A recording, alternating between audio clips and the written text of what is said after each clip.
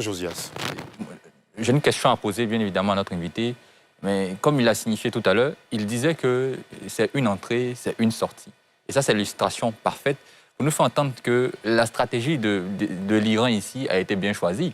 Parce que si on se rappelle de la situation avec l'Ukraine, la Russie a également utilisé les mêmes leviers, fait en sorte que son gaz naturel et tout ce qui allait aller en destination des soutiens de l'Ukraine soit en sa faveur, favorable économiquement. La question que je me pose, c'est est-ce que notre invité peut bien nous éclairer sur la situation? Est-ce que le détroit d'Ormuz appartient uniquement à l'Iran? Est-ce qu'il n'y a pas une partie qui appartient par exemple au sultanat d'Oman ou d'autres territoires également qui sont dans cette localité-là? Bon. Et si c'est le cas, qu'est-ce qui peut se passer? Est-ce qu'ils ne peuvent plus également exploiter cet espace-là? Oui, parce que en fait, c'est la perturbation qui crée problème.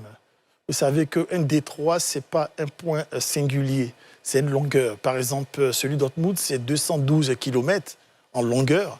Et puis, le point le plus faible, autour de 40, disons 50 km de largeur. Donc, c'est la perturbation qui est là. Regardez, par exemple, un transporteur naval. Lui, qu'est-ce qu'il fait? On a connu la guerre Iran-Irak de 80 à 88.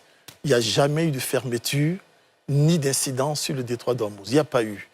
Il n'y a pas eu. Parce que ça se passait entre Iran et Irak. C'est-à-dire deux pays qui sont quasiment dans le même golfe Persique. Mais là, aujourd'hui, les armateurs de transport naval, aujourd'hui, ils sont assez prudents.